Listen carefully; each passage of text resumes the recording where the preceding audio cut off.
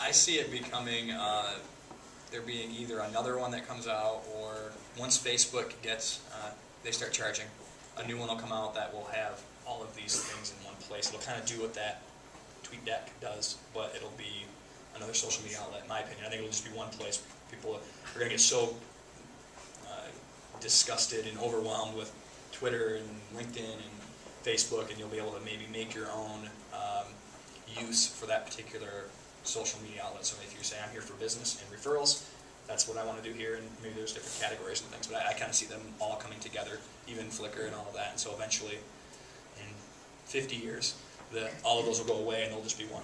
That's what I think. 50 years. 50 Very years. generous. Very generous. I had an 8-track player when I was young, so let's just think about that.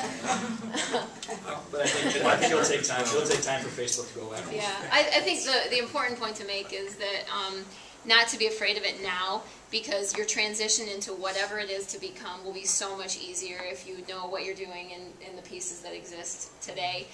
It will just be a baby step that you're making instead of this giant leap.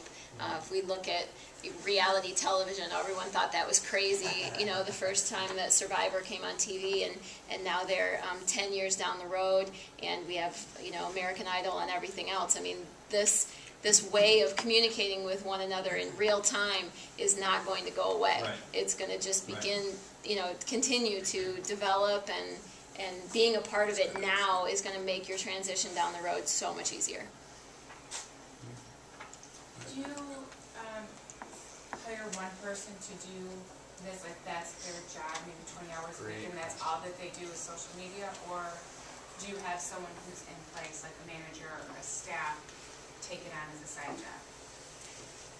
I think the important thing is that it needs to be a priority for whomever it is that does it. Someone who just adds it to their to-do list, but it's not indicated as to how much time they're going to spend a week doing it.